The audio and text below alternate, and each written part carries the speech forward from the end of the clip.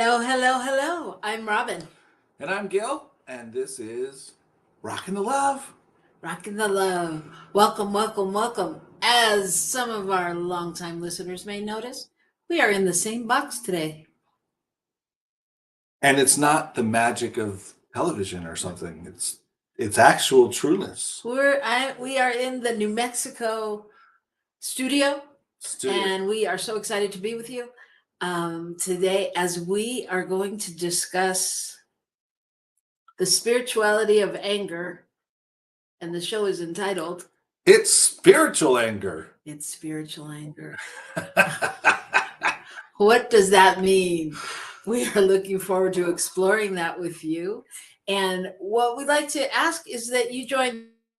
So if you have any thoughts or comments, please put them in the chat. We love being able to talk back and forth with you. Please like us on social media and tell your friends. So, anything else? Here we are. It is the first Wednesday of August, 2023. What is today? Today's the 2nd, right?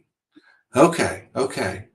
This is about the time we were leaving Oakland last year to drive the truck here. Because we got here on the 6th. So it was like today or tomorrow we left. Wow, isn't that crazy? So you have lived here for a year officially. Officially been here a year as of this Sunday. Yeah. And I am still officially not here, but I am here right now. And right now is the only moment we have. So glad you're here with us. All right. So let's talk about your week. How was your week? My week was interesting and different and exciting because you showed up. I wasn't expecting Robyn to come, but she did. And that sort of opened up a whole different way of working for the week. And so we've had a little time just to be alone together. And we've had a little bit of time to work on all kinds of stuff that we each had going on. But it's good. It's good. It is good. Yeah, my week was good. It was surprising because I did come, on a whim, on an overnight kind of whim, like with a few days notice. So it was great. Got to celebrate a friend's birthday in Oakland and took off the next day and came here. And it's, I don't know, there's something different about this trip. Doesn't it feel different? Mm-hmm. It feels more like you're really here. It feels more like I'm present because, well, I don't have a ticket back. So that could be one reason, but it could, but no, there's something in the air. We were talking about that with a friend. There's something in the air. It just feels like it's a time of change. It's a time of move. There's lots of change in our family and things going on and moves and jobs and new beginnings and all those good things. It's just a plethora of shifts and openings happening, things that are happening with the spiritual center where I am, with us. There's just this feeling, on the one hand of, oh my God, everything is going nuts. And on the other hand of, wow, what's going to happen next? It is, but it's true. It's kind of Christmas-like, right? Yeah. It's kind of like, ooh, what's in that box? So what's behind door number one? It's really a journey in living in the moment. Yes. I think that's really been my lesson, is just to stay in the moment, which is incredibly challenging to do with family and kids and all of the things that one would like to plan for and think they're organized and clear about what they're doing. Yeah. And asking the question, what's next? What do I do next? It's felt a little displaced because it feels like there's this whole possibility with my work life and my work space. And there's this whole possibility with my living life and living space. And there's a whole possibility with my spouse and whether or not we're together. Just all that stuff. Whether we're together physically. Physically is what I meant. No need to worry. We're not apart. We'll update you next week, Howard. Yeah. There was something I was going to say, but it seemed pertinent. It's gone. It's gone. So okay. I think it's time for the good news. Time for the good news? Yeah. Are you sure? Yeah. Okay. I can't get my little thing to work. There it goes. So I'll share. Did you ask me to share? Yeah, you did. Okay, good. In my So mind. I found this interesting piece of good news. There's a woman who as a baby had a particular cancer in her eye, and they took out one of her eyes when she was 1.5 years old. So she's always had a prosthetic eye or something. And she said that she realized at one point, you know, you put in an eye that looks real, but as soon as people look at you and you move your other eye, they realize that that one isn't real. So it doesn't really matter. And what she's done is sort of adopted this idea that this is part of her. And so she's had some she's found where she can get prosthetic eyes made special. And so she's had them done with all kinds of sparkles and all kinds of different things. And not only that, but then she set up a foundation and started raising money to work with other younger people who are experiencing something like she did when she was a kid, and helping them get fun eyeballs as well. I just thought, that's pretty cool. It's really cool. It's just sort of this idea. She's really like, look, I have adopted. I've what embraced who I am. I've embraced who I am. Well, yeah, This becomes part of me instead of this is an issue. This is a highlight.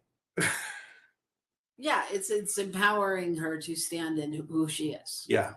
And empowering others. Yeah.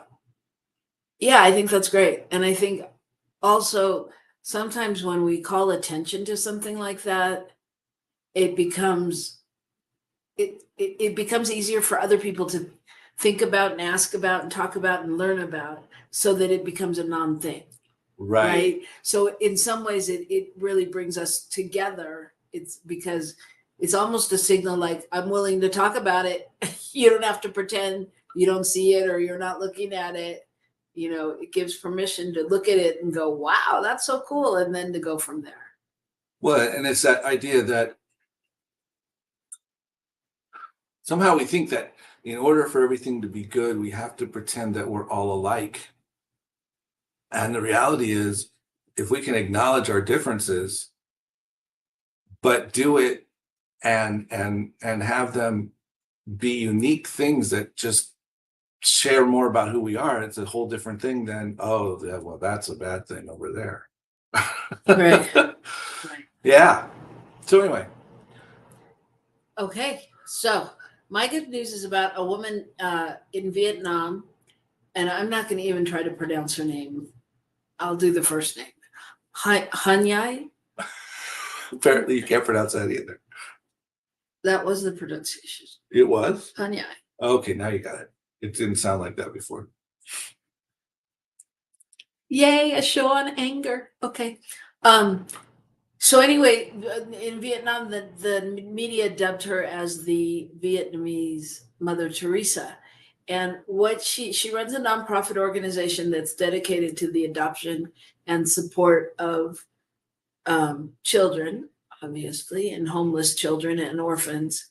And through the years, she has adopted 346 children and made it possible for them to receive education and safe places to sleep and play and proper medical care and all of that.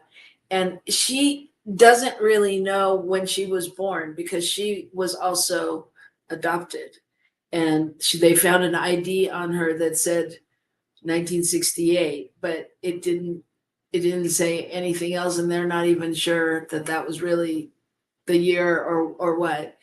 And it didn't include a surname, but along the way, she met an old homeless woman who dedicated her life to helping her find out who she was with and making live who she came from, where she came from, and making sure she had a place to live.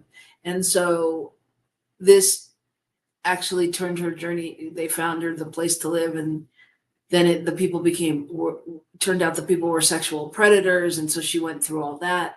But when she came out of all of this on the other side, she was just positive that that's what she wanted to do. And so she has done this act of generosity, and she's got other people that are like the university in China has donated money to her, and people are pitching in to help create different spaces and truly allow her company or her work to flourish. Wow. It's pretty incredible. And you can only imagine how, I mean, 1968 would have been right in the height of the Vietnam War. So, Yeah. you know, God knows what kind of records are where. And you know, where she started. Jeez. Yeah. Yeah. And then it talks about that actually in the article, and just says that after the Vietnam War, I mean, everything was so much hardship and such a mess that it would have been really understandable if she had just gone towards trying to have a life of luxury and convenience and not doing this. But she was dedicated to giving back, and so she has, clearly, in many ways. So There you go. So both stories are about really, really following your own dream and giving. You know, but as part of your dream, it is always about supporting others and finding theirs. yeah, I think so. I mean, following your passion, I mean, clearly there's a connection. You know, she actually, I skipped a part of the story where when she started this, she actually found a baby on a doorstep. So it's, again, it's life, the circle of life, and now you find what you need and whatever that message brought to her. But I think it's also being able to listen, right? To hear the calling and to know, I mean, how could she have possibly known that it was going to grow to what it is? Right. And Right. so just following the next step, I think is such a, I think that's what most of our good news stories are when they're about people. It's following the next step. It's the people who jumped into the lake when the car was going down, even though they couldn't swim, but they saved 10 people. You know what I mean? It's just the next step. It's not, it's when you don't stop to go, how am I going to do this on someone? Right. Yep. Okay. Okay. So let's not stop. Let's know that we're going to go to commercial, and we're going to come right back here after these words from New Thought Media Network.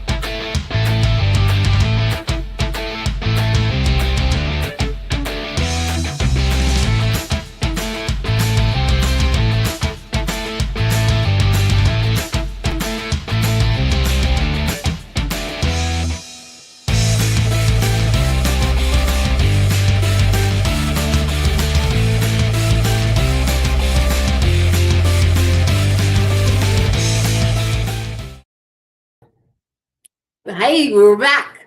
We are back. My name is Gil. And I'm Robyn. And this is Rockin the Love, which we do every week on Wednesdays. We do it every day. Oh my gosh. But we do it with you on Wednesdays. So today our topic is anger and the spirituality of anger and it's spiritual anger and all of that good stuff. Because I don't know about you, but like I've heard people, especially when they're just coming into this philosophy or just starting a practice or whatever, but they think that once you're spiritual, you shouldn't be angry. What? They think that? No, but for real. I mean, there's that illusion that, once we meditate and we've, read the teachings of Thich Nhat Hanh, that we all of a sudden should align with the inner peace and be able to just, bewitch it, do, and we're good. So you saying that people think we shouldn't feel any anger? Or we shouldn't act angry? I don't know. Good question. Because I think the reality is that oftentimes when we talk about anger and somebody's anger, we're really talking about somebody's actions that are reflecting their anger. And we're not necessarily talking even about real anger. Okay, you're making me have to think really hard. I know, So- it's early in the show. So, okay, so what is anger? So what is anger? Anger is an emotion, right? Yeah, but I think it's a complex and powerful emotion. It's not like it's an emotion like Well, joy and why? Why is it different than joy or sadness or elation? Or because I think that it can have different meanings, different implications depending upon what the topic is. I think that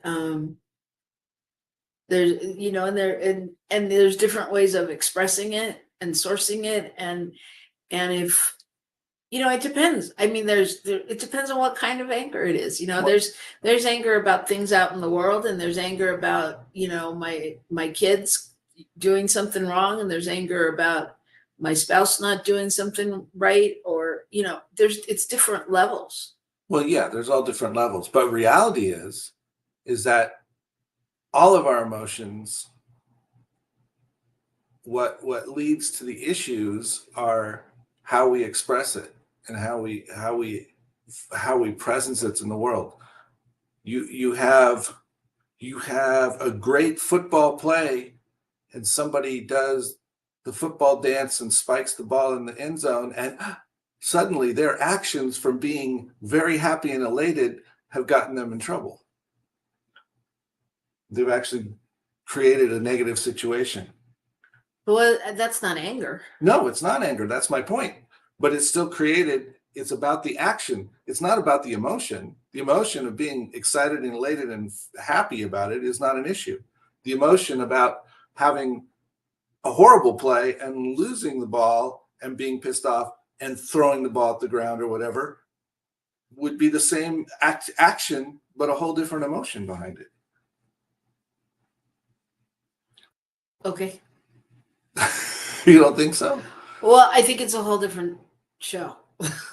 I mean, I hear what you're saying, but I'm just getting at the idea that we often conflate the idea of our emotion with what we do with it. And so to me, that's how people get in trouble with, now I'm spiritual, I should never feel angry. Now I'm I shouldn't do that because really what they're saying is I shouldn't.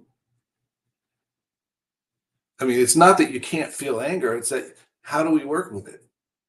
How do we release it? How are we honest with it? What do we do with it? So I think it's about how we define it, because I think that well, so is anger spiritual? I think that anger can be spiritual. I think anger is spiritual. I think that it is the motivator to get us somewhere else. on many occasions, you know, and so I think that I think that it is a spiritual emotion that is really there to propel us to the next steps, because we each learn different ways. Where that may not be my way to get there, you know, other people may, I mean, that's their, I don't want to say their love language, but that's their pattern, or that what they know. Well, and I think too that the thing that strikes me when we say, "Oh, it's spiritual anger," I think there's two things that go through my head. One is, well, we try to make it sound better than it is. It's spiritual anger, therefore it's not bad anger. It's one way of looking at it. The other way of looking at it is, the reality is, what wouldn't be spiritual? What wouldn't have something to do with our spiritual life? What wouldn't, you know, whether we're expressing it in a positive or negative or whatever way, it's still teaching us, and it's still coming from the one place of spirituality. Yeah, I'm gonna dive a little deeper into that, because I think that I'm not sure if I believe that. I'm not sure what I believe right now, but I'm gonna go forward from this point. I so it I think that if I was to categorize spiritual anger and make it a category excluding some other kind of anger, I would say that it's kind of like when we talk about having a human experience. So if I have anger about something, and it's moving me towards, you know, if I'm, say for example, I'm angry about the homelessness in the world, and so that propels me to go out and do good work, and to, you know, help figure out a solution, or any cause like that. But if I'm angry and I go out and I shoot up City Hall, that's not spiritual anger. I mean, that to me is, I mean, that's not something coming from you know what I mean? That's not a centered. But couldn't the same person who's upset about homelessness choose one of those two options as a way of getting attention, as a way of trying to create a change, without I don't valuing know. whether one was right or wrong? But technically, if someone's got that motivation to do something, and they choose to do, you know, the thing that's going to cause harm to someone else, is that right? No, it's not right. It's not good. But it could still be driven from the same exact anger. I don't know. Not sure, huh? I don't know. Could ask my producer. I don't know. I could phone a friend. I don't know. I mean, I don't know. I think for me, I don't know. I think it's a topic, you know, I get that anger can be a sign of love and care and all of those things, and that can look different for everybody. But then if that, I don't know, if that's not, if that's true what you're saying, then why is it that when a horrible situation like that happens, that people find it so hard to pray and embrace the person, the shooter, the person that's out doing the harm? It's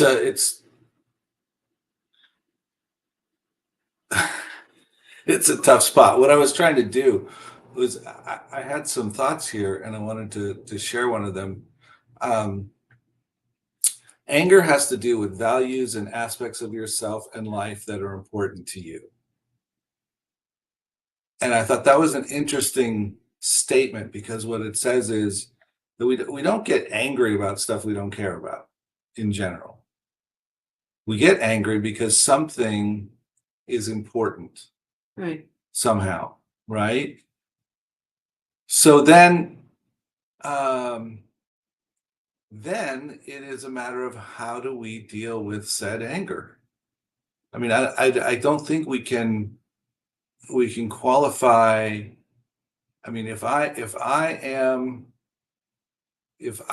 upset that the city is not taking care of homeless people, then I have a choice now as to what my next steps are.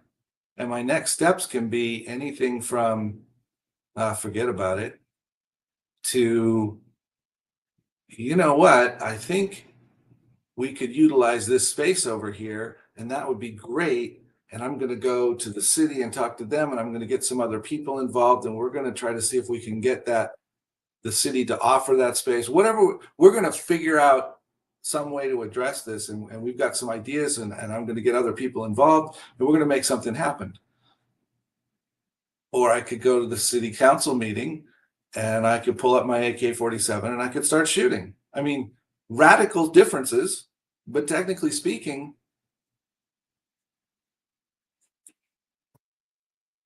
they could be from the same exact space. Yeah. Okay. All right. I can go with that. So then the job becomes not to judge it. Mhm. And that's the only way we can move forward from it, is not to judge it. So since hopefully we're speaking about people's anger in their lives, and hopefully not so much to a crowd toting an AK-47. So, Right. I'm hoping.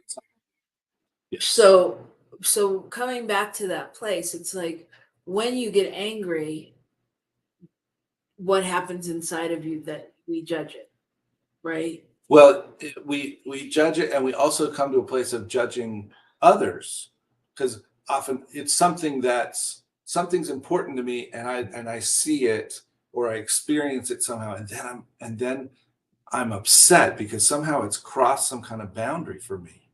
It's pushed me some direction, and I can respond to that by pushing all that over onto other people, onto a person I'm directly involved with, onto a group of people.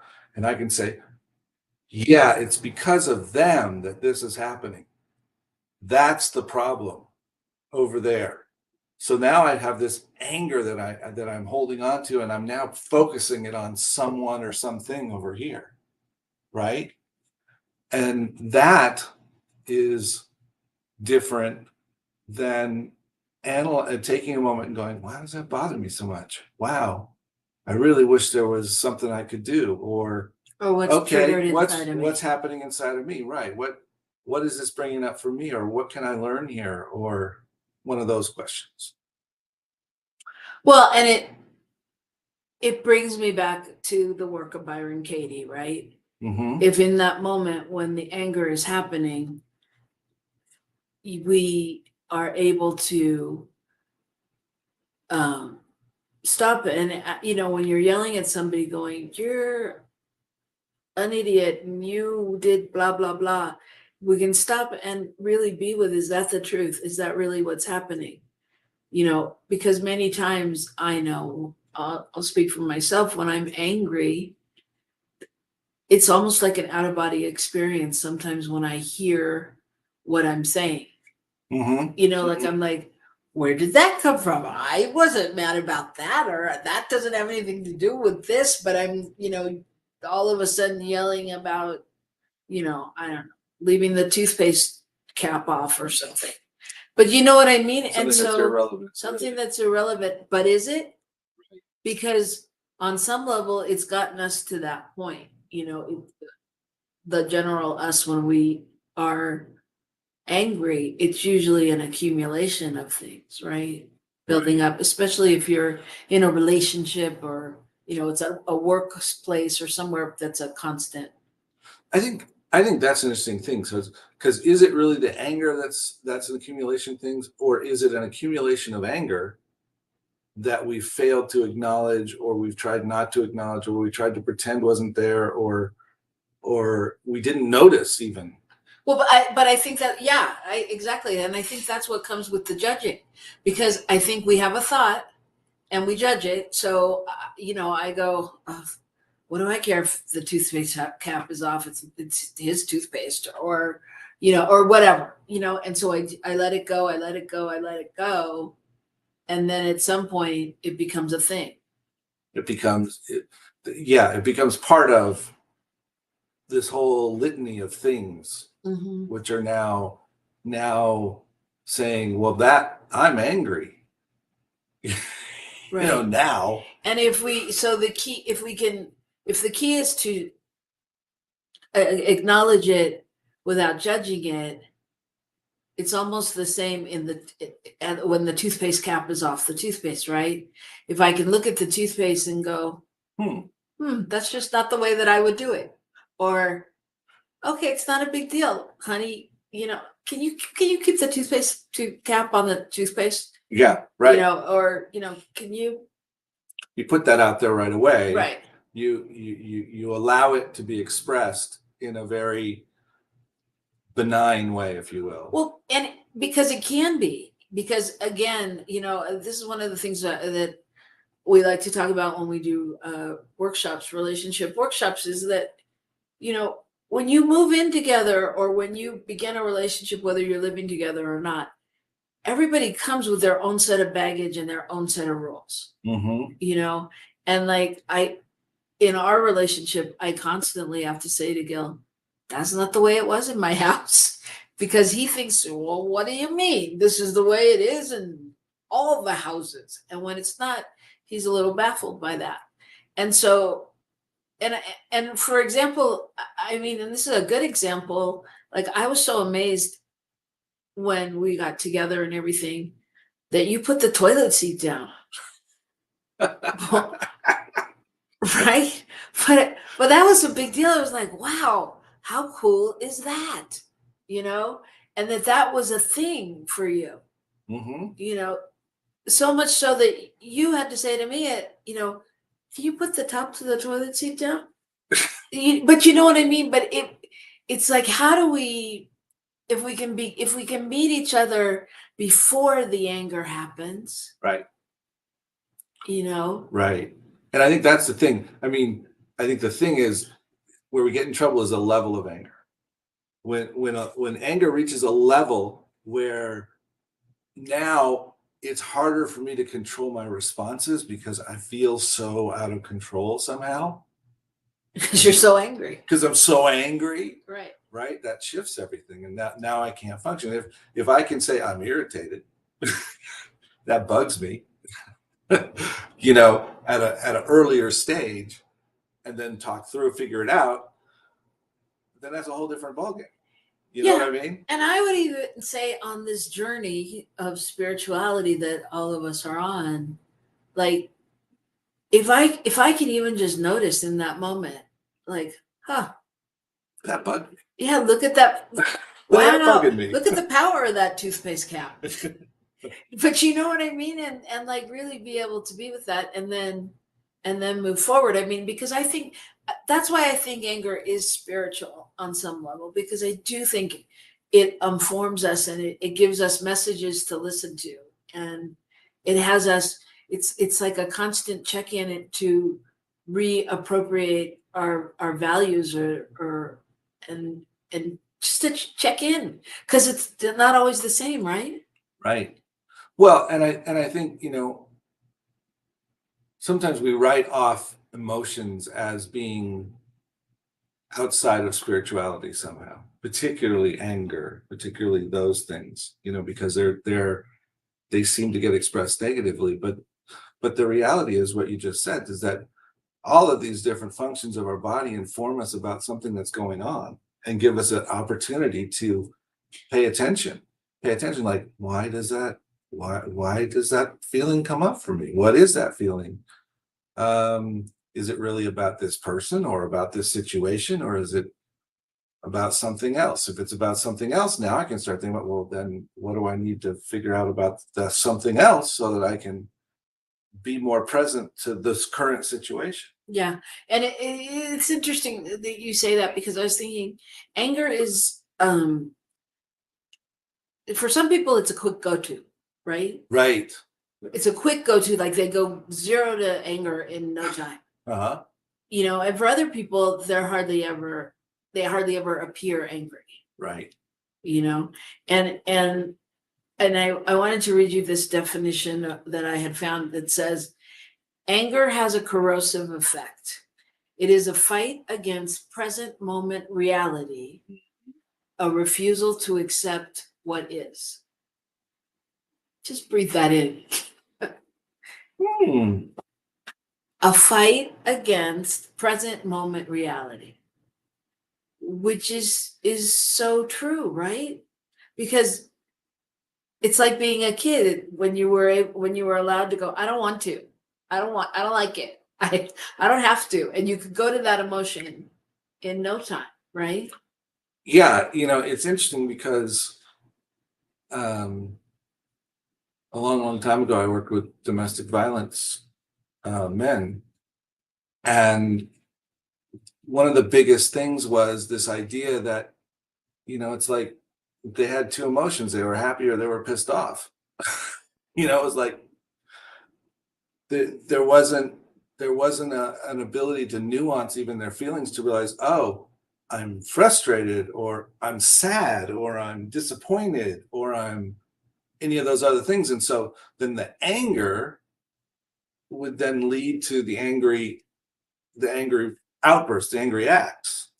It's interesting that you say that, because last night I was telling Gil when I couldn't sleep, I watched a catfish show on MTV. Ooh. And one of the things, the catfish person ended up being the woman's husband, and and it was really quite a sweet story in the end. But she and nothing was wrong. I mean, she wasn't doing anything wrong other than she was talking to this guy as a friend, that she, and it wasn't sexual, it wasn't any of those things. In fact, when he asked her for sexual whatever, she said, no, I'm married, that's not appropriate. She just really appreciated his support, and she was able to tell him all these things that were going on in her life that she couldn't say to her husband, just because her husband shut off. And in the long run, it ended up being her husband that was the person. And they talked it and reasoned it out too partially because he was in the military. They were both in the military, but he was in the military, and they had taught them, narrow mind. Once something's over, it's over. Don't let any emotions in. Drink water and keep moving, And so he really realized that he was in this situation where every situation that came up in their life, he was just like, okay, moving on. Like even if she was sad and he'd ask why, and she showed him a picture of her mother that she was sad, who had passed away, he couldn't ask any questions about that or be with that or be there for her, because it was like moving on, and just getting to that next place and desensitizing in a way. And I think boys, maybe not nowadays, but certainly up until nowadays, are really raised in that don't think, don't feel, don't, you don't cry, you don't whatever. And isn't it interesting that he was actually able to be that space when he took on a different persona? Yeah, well, he had all these realizations that he hadn't been there for her in that way. Mm-hmm. And yeah, and so, but I think it's interesting. I think so. Part of being angry sometimes, or recovering or moving through it in a spiritual way, or listening to the messages, is sometimes learning how to drop a mask, right? How to let go of what you think other people expect, how do you think other people expect you to be, or what you've decided you have to be in order to fit in. See, because then in the anonymity of being this other person, suddenly he didn't have to be that military person. No. So even he wouldn't let himself out of that within his real life. Right. Because he was still hanging on. I mean, I'm just making it up, but I'm guessing because some level at which he was hanging on to, she must have this expectation of him to be this, because they're both military. They understand each other. They know what the deal is. This is how I'm supposed to be. If I'm somebody else, how's that going to work? Maybe. You know what I mean? Yeah. Yeah. I mean, clearly It's convoluted. It's convoluted. Clearly, it's convoluted. So I just want to talk for a minute, though, about, because I was thinking about this when we talked about this topic, like race consciousness and anger. Because what this brought up for me, what I started thinking about, was just all the feelings around, all the past elections and the January 6th stuff, and the climate that was created during the Trump era. And because I felt like then we had a nation of angry people, and it that was probably the commonality. On each side, everybody was angry about it. Bad. Everybody was mad. So like how do we maneuver in that? How does one keep centered in that, or use that as fuel? Or so when you're talking race consciousness, you're saying because there's sort of this prevailing idea that it makes sense and it's reasonable and you should be mad. Almost. Well, because all these things are wrong and therefore you should be mad about it. Well, I'm just saying, there was a general madness that was happening, whether it's how did this happen? How did a certain person get elected? How, all of the stuff you read. Even just like last night when we turned on Fox News, and just the different headlines, how the little spin like evokes a whole different feeling within you. Like when I hear fake news or what I think is fake, I do feel a reaction. I do feel angry on some level. It's not it's not like it stays with me, in my actions all day long. But I do feel there is it's sort of like it's part of the buildup, because it's sort of, for me, it's sort of like this letdown of how did this happen? How did I was sold this bill of goods that America was this, that, and the other thing, and just, and then when I don't see it being just, does that make sense? Yeah. And when you hear something being referred to as fake and you think, well, wait a minute, what can I believe? What is there to believe? Who really, does somebody have a truth that I can latch on to? And that, and then I think many people go to that, what you said, that sort of, they're angry because they don't have anybody they can really trust. Or they decide that one side is it. And then they without discernment, follow that and trust that, and choose to trust only the one thing instead of trying to figure out where the truth lies within all the different pieces. John says, sometimes out of fear, I will exhibit anger. So if I remember truth with a capital T of my spirit as a part of God eternal, then that safe feeling alleviates fears and therefore my anger decreases. Yes. Yes. And that's a great segue to how do we do that? How do we remember truth with a capital T? And what is it that supports us? And because, yeah, of course we can go to meditation and journaling and all of the standard things, but like in that moment, what do you do? What does one do? I know in that moment for me, I think over the years, well, obviously over the years, it's there's a different time frame of it. There's a different time lapse. It used to take longer. I used to have to talk to more people about it. I used to have to talk it through. I used to have to call my BFF, and then we'd call another BFF, and you know what I mean? I used to have to go over and over and over something. And I think now in that moment, I really just have to stop and breathe.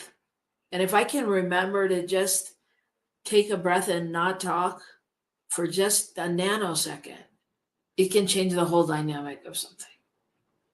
If I can breathe and if I can listen, because when I listen, I mean, especially in conversations with family or you or, kids, or friends, if I can listen, then I can really begin to hear what's going on for them and their pain or their fear or their worry or their concern. Yeah. Well, Yeah, and breathing. That sounds easy, but that's not easy. no, but that's so often, even you go back to the definition I shared before about how, anger is that sense that somehow my boundaries have been crossed, that something's pushing into what's okay with me or not okay with me. And if we can have some sense of compassion and empathy with where whatever whoever the other side is of that situation, with their what's happening for them. John says, I'm afraid and I get angry. Well, if I can understand that you're afraid and I'm feeling some push from you, some anger, and if I can breathe into that and figure out how could I alleviate the fear over here, because that's going to alleviate the anger. I mean, there's that whole. Yeah, if we can hear the pain and the fear, Right, that's what I'm getting at. Yes, and really allow that and create that space for that to be a safe space. I notice my feelings and not stuff them. When I notice what is going on in me, I can wisely act from there. Yeah.